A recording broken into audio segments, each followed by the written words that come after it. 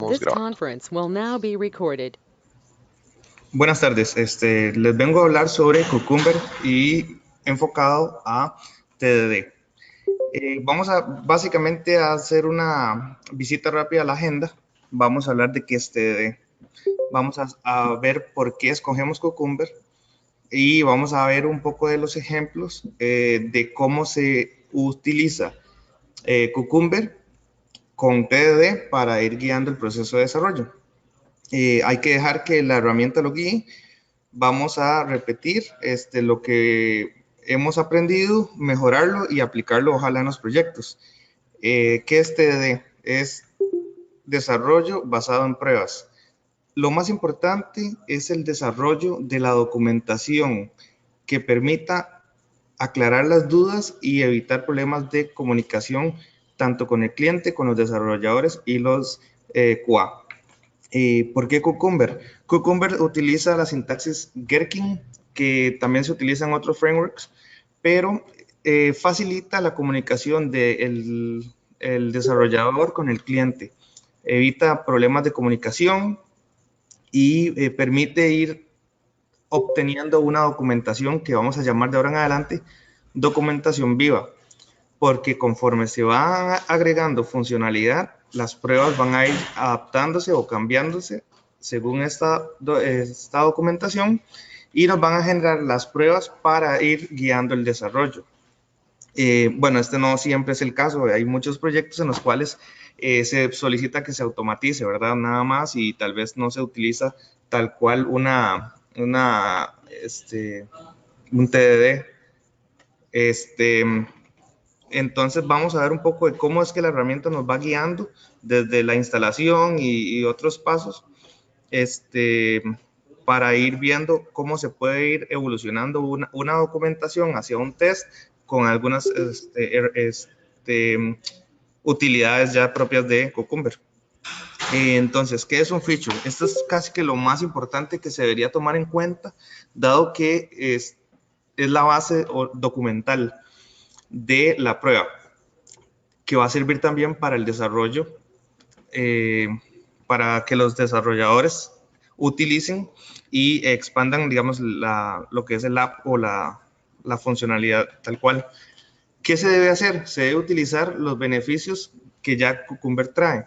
Se debe utilizar la sintaxis de Gherkin, no se debe abusar de ella, sí se debe tener un lenguaje claro, sencillo.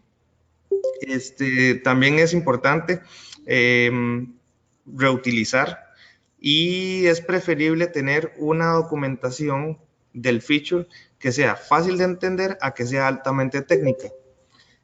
Todo esto nos va a llevar a lo que se llama Ubiquitous Language, que es un lenguaje en común que se utiliza tanto para el cliente, los desarrolladores y los testers o QAs, porque va a permitir que todos tengamos un ámbito igual, donde se mencione una funcionalidad con ciertas palabras y todos entiendan qué significa. ¿Qué no se debe hacer? No se debe utilizar el lenguaje robótico y tampoco es un paso a paso. En muchas ocasiones se comete el error de tener como los pasos muy robóticos, como haga clic aquí, llene el campo allá, después submite el form. Y esa no es la idea del test. La idea del test es que el cliente lo entienda. Entonces, vamos a hablar más desde el punto de vista de funcionalidad. Dado que el usuario llena un formulario con los siguientes valores, después y hace submit de este formulario, va a haber un cambio. Y más adelante voy a mencionar esto. Que se espera un estado inicial, se hace un cambio, una acción y un resultado. Eso es parte de lo que es la documentación de los features. Bueno, este es un ejemplo de cómo se debería tener un ejemplo, un feature. Okay. Vamos a ver que en la primera línea, la línea que se empieza con el feature, se pueden tener lo que es el título del feature.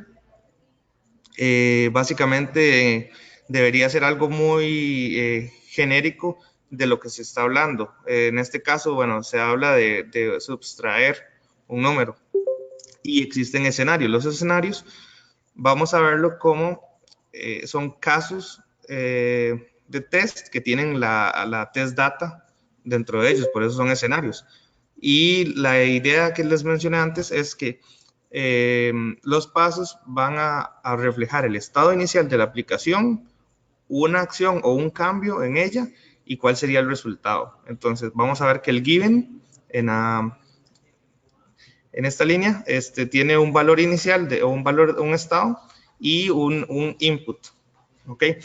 Luego voy a mostrar la definición del paso cómo se puede capturar ese 2 menos 2 mediante expresiones regulares y se pasa a una variable input para poder realizar la prueba como tal. ¿Ok? También podemos observar que el estado, la acción como tal, y en este caso se refleja el llamado externo de una funcionalidad que se llama libcalc, que es un archivo de Ruby que tiene simplemente una instrucción, pero dando a entender que yo tengo información que está ingresando, estoy haciendo una acción, ya sea externa, un cambio, y vamos a ver en el paso 3 cómo yo puedo verificar ese resultado. Y entonces voy a documentar que el resultado debería ser 0 y también espero que el output, que es una variable que se llena con la ejecución de este archivo, sea igual 0 con un assertion. ¿Ok? Bueno, empezando, vamos a ver una definición de un escenario un poco más amplia. Esto más que todo para mostrarles qué cosas sí se pueden hacer y qué cosas deberíamos hacer. Bueno, muy importante y que casi no se utiliza es el título del feature. Como pueden ver en la segunda línea, ese título debería darnos una información de qué es la funcionalidad. Pueden ver en la primera línea en azul, eso se llama un tag, es una palabra que identifica. En este momento vamos a decir que sería como un grupo, sí, es un grupo en realidad, y se puede utilizar para llamar distintos métodos llamados hooks. De eso vamos a hablar más adelante. Importante, las letras en blancas es la sección que se llama descripción y es por lo general la sección que más se obvia y no se agrega, y es muy importante porque cuando un cliente viene a leer un feature va a ver el título y va a leer qué es lo que está haciendo. Tal vez no quiera llegar tan lejos como un escenario, simplemente va a leer esas líneas descriptivas y va a decir, ok, sí, esto es lo que quiero, esto no es lo que quiero. Ya más adelante podemos entrar en detalles en los escenarios. También se pueden agregar bloques de comentarios, como en estas letras amarillas. Bueno, ya luego podemos tener uno o varios escenarios y distintos tipos de herramientas. Por ejemplo, en la segunda escenario, que se llama escenario outline, vamos a tener lo que se llama una tabla de ejemplos. Cada uno de los rows de la tabla de ejemplos es un escenario tal cual. También vemos que existen varias tags como class, instance y inválido y JSON. Luego voy a mostrar cómo uno puede hacer ejecuciones distintas utilizando estos hooks, estos tags, y también cómo se pueden hacer llamadas a hooks utilizando estos tags. Okay, si hay alguna duda, me avisan. Ok. ¿Cuáles son las herramientas que nosotros deberíamos tomar ventaja o aprovechar? Existen distintas opciones para ejecutar Cucumber y también existen distintos formatos y existe la opción Dry Run. es la primera que quiero hablar. El dry run lo que hace básicamente es, por decirlo de alguna forma, compilar todos los features junto con los step definitions y mostrar un estado de los mismos. Más que todo, la idea es ver si existe algún paso que no está definido o cuando existen pasos que están repetidos y entonces hay una ambigüedad. Entonces ese tipo de errores se pueden hacer un catch antes de tan siquiera ejecutar todos los tests. Esto nos va a ahorrar tiempo a la hora del desarrollo. También existen, bueno, los diferentes tipos de ejecución. Se pueden hacer ejecuciones por archivos, por grupos, que serían los tags, por folders, e inclusive se pueden hacer ejecuciones por ejemplos de una línea de un example. Ok, vamos a hablar un poquito de lo que es el background. El background es, o debería ser muy sencillo de explicar. Si yo tengo un paso en varios escenarios dentro del mismo feature, que son repetidos, esos pasos se suben a un nivel que se llama el background. El background simplemente es una parte del escenario que se va a ejecutar. No significa que se vaya a ejecutar por debajo, simplemente se va a ejecutar antes de cada escenario. Eso es todo. Entonces son pasos que son repetitivos en todos los escenarios dentro de un feature y los subo al background para que se ejecuten como antes. Esto da facilidad de lectura. Y recalco la parte de facilidad de lectura. Es lo más importante que se quiere en Cucumber, que los features sean fáciles de leer, que los clientes los lean, se entiendan y que no tengan mucha información que lo vaya a distraer de lo que realmente se está testeando. Del mismo modo, vamos a ver los escenarios outline. Y el escenario outline nos permite evitar duplicar escenarios, que lo que va a cambiar es el test data. ¿Okay? Existen también lo que son los data tables. Los data tables se pueden utilizar para enviar data o información a un paso, a la definición de un paso, para de esta forma construir el código de prueba. El hook. El hook me gusta explicarlo como si fuera un trigger de base de datos. Entonces, él se va a disparar cuando encuentre este tag o esta palabra reservada, identificador más bien, en el escenario. Entonces, por ejemplo, si el hook puede ser before o after y del tag login. Entonces, antes de login, puede ser que ejecute propiamente el proceso de login. Y el after login podría hacer logout, por ejemplo, o podría limpiar base de datos, o podría preparar datos, etc. Y también están los formatos. Los formatos los voy a explicar de forma visual porque se entienden más fácil de esa forma. Ok. ¿Alguna pregunta? Ok. El dry run. En esta imágenes estoy mostrando la diferencia entre ejecutar el dry run y ejecutar el Cucumber normal, por defecto. Principalmente quiero recalcar en que en el lado derecho pueden ver que los pasos están en azul, lo que significa que fueron revisados y no hay errores. Y principalmente no existe tiempo de ejecución cuando se ejecuta el dry run. ¿Por qué? Porque él hace una verificación y no ejecuta. En el lado izquierdo pueden ver que los pasos están en verdes, significa que fueron verificados, fueron analizados, ejecutados y no hubo errores. Y existe un tiempo de ejecución, en este caso de 2 milisegundos.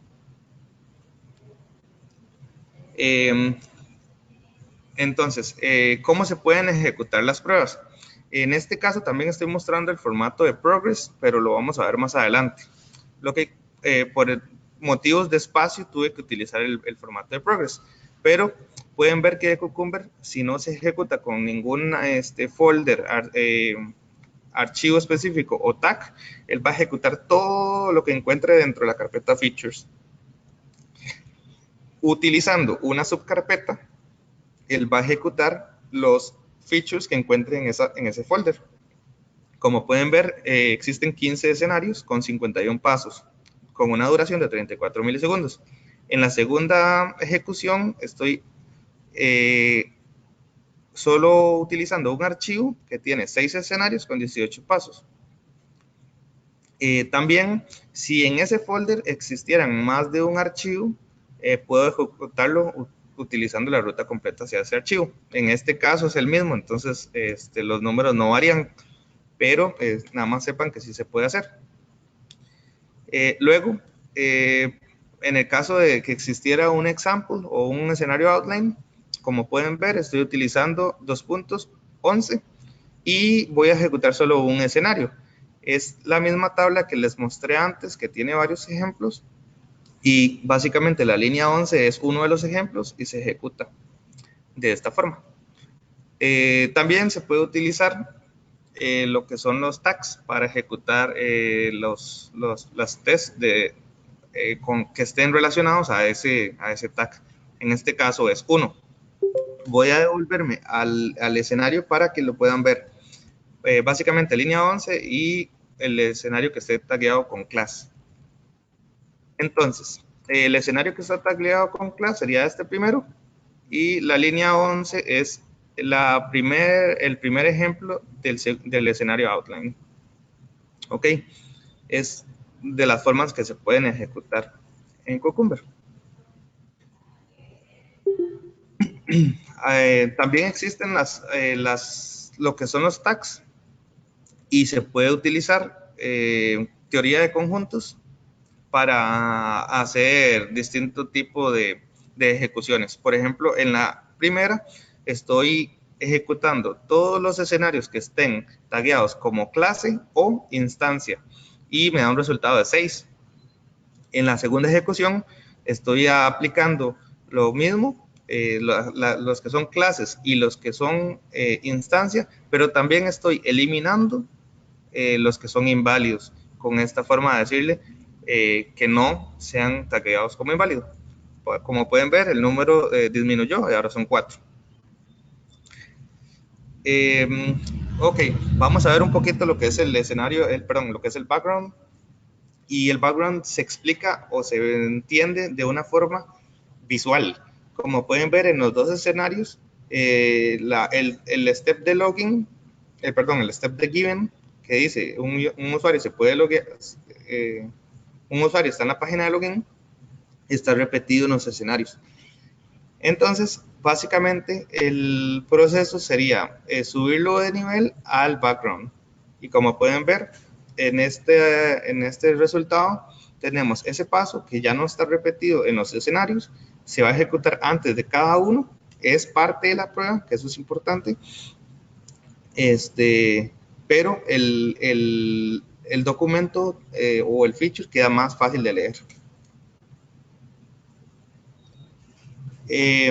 Un escenario outline, y vamos a tomar de ejemplo el anterior.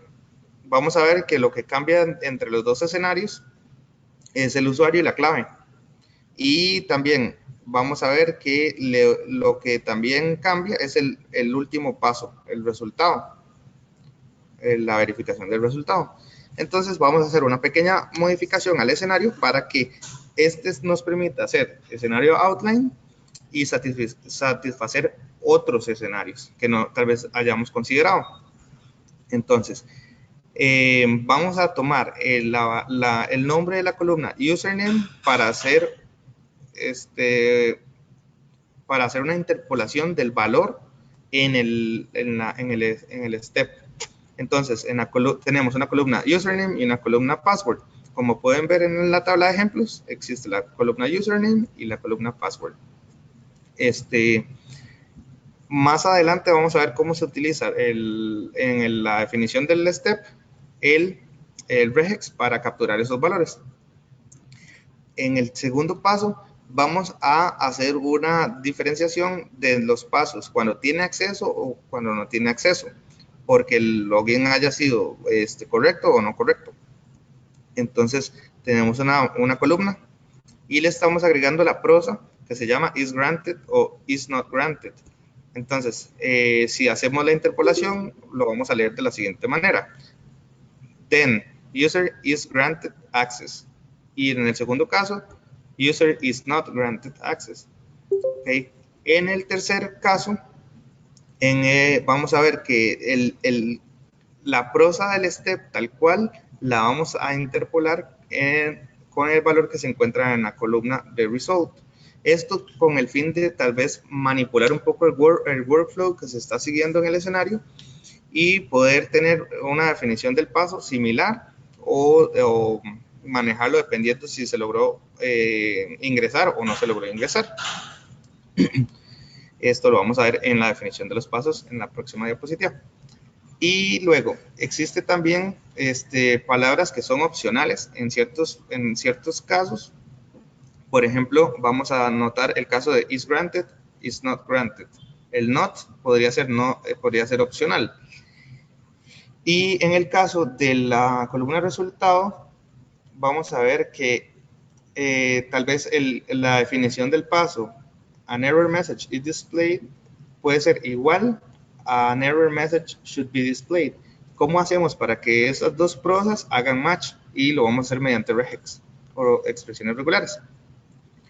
En la definición de los pasos, vamos a ver en esta cómo capturo el username y el password y se los asigno a la variable user y a la variable pass.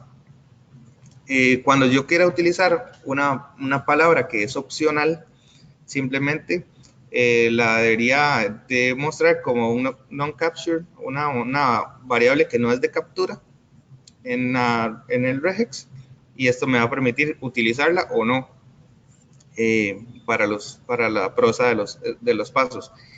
Y este otro caso de cuando el mensaje se despliega o debe ser desplegado, la utilizo con el símbolo de OR para que sea una o la otra. Y esto más que todo es porque en algunos casos la prosa no se lee bien. Tal vez yo quería decirlo de otra forma o por el escenario debería cambiarle la prosa. Entonces, estos son formas para que el documento, el feature, nos quede de una forma más natural y no tan robótico. Los hooks básicamente nos van a permitir, y tomando igual el ejemplo anterior del login, vamos a reutilizar los pasos dentro del hook.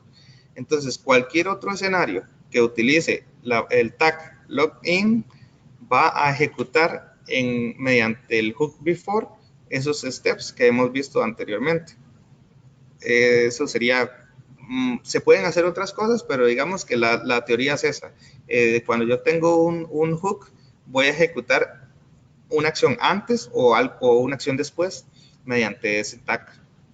En este caso, reutilizando los pasos. Y los formatos. Para ir terminando, vamos a ver los formatos. Como les mostré antes, está el formato de progress.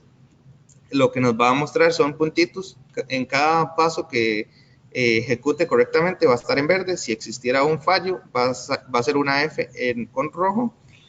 Y si no está definido, en anaranjado con una U. Y los que se salta o skip va a ser un menos en azul.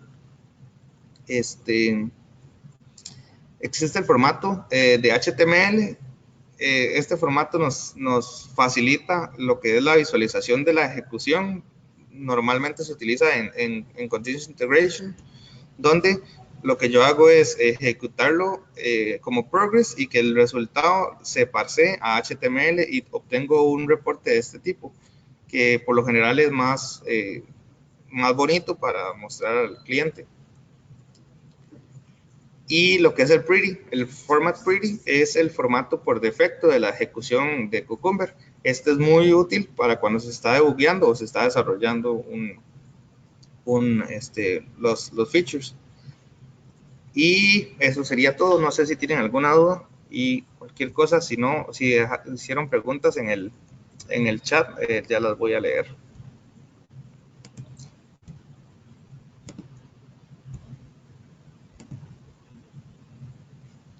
No Roberto, sé si hay... hola, yo tengo una consulta, más que todo, digamos, si uno quisiera aprender Cucumber, ¿verdad? Un poco más, ¿qué lenguajes, programación tienen gemas o librerías o algo así con las que uno pueda integrar Cucumber, que vos conozcas. Ok, sí, perfecto. Este, mm, a ver, tal vez es una cuestión de gusto. Yo inicié en Cucumber en Ruby y por lo general me he desarrollado en Ruby, me gusta mucho. Pero también estuve en un proyecto desarrollando, se llama SpecFlow, que es en C Sharp. Igual, la tecnología, o sea, Cucumber se utiliza igual, lo que va cambiando es como la definición de los pasos en clases. También existe Cucumber para Node.js y existe Cucumber para Java. Entonces, ¿cuál es mejor? Pues no sabría decir. Lo que sí es importante es mencionar que Cucumber le dio otra cara a lo que es automatización y que es la prueba, la documentación de la prueba y que esta sea documentación viva, que vaya transformándose conforme el software va cambiando. Gracias, Roberto. Una ¿Alguna otra pregunta, ¿me pregunta? escuchas bien? Sí. Digamos que has usado por ahí varios frameworks y entre los que has usado, ¿recomendarías Cucumber como favorito para cualquier tipo, digamos, de framework que vayamos a montar por la facilidad que explicabas, digamos, de que el cliente puede ver y llegar y leer tal vez un feature y entender, digamos, qué es lo que se está tomando, o tal vez podrías recomendar algún otro? Sí, a mí, bueno, personalmente me gusta mucho Cucumber por la facilidad que existe, como mencionaste, de mostrarle al cliente lo que es el feature. También he notado que cuando se logra una buena comunicación con los desarrolladores, la facilidad de mejorar las pruebas y implementar cambios es mejor. Eh, y también como que le quita la parte oculta o mágica de lo que es automatización, sino que lo deja de un lado y nos vamos a ver la documentación y cualquier persona puede luego ir a ver la definición de los pasos en cualquier lenguaje realmente. Entonces, Gherkin como sintaxis se utiliza en otros frameworks, eso es una ganancia. Se puede migrar de uno a otro, de Ruby a Node.js y va a mantener bastante lo que es la estructura. Entonces, por ese lado sí le veo sus beneficios. Ok, listo. Gracias.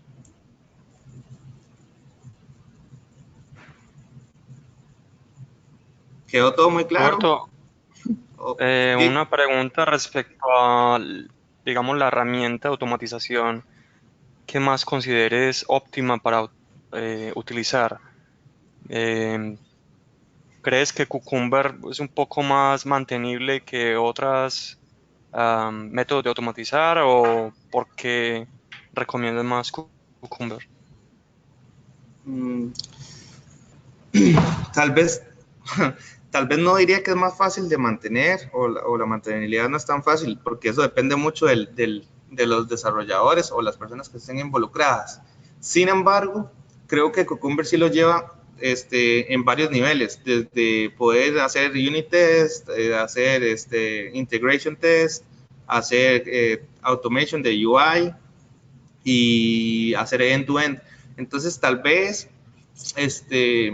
bueno, inclusive a diferencia de otros frameworks, es que se podría hacer testing, aceptan testing, sin tan siquiera tener que probar o qué aplicación probar, porque como estamos iniciando con la parte documental del feature, podemos inclusive evitar futuras confusiones o problemas que se vayan a dar en el momento que se empieza a desarrollar. Por ese lado, sí, tal vez me inclino más al lado de Cucumber. Ok, gracias.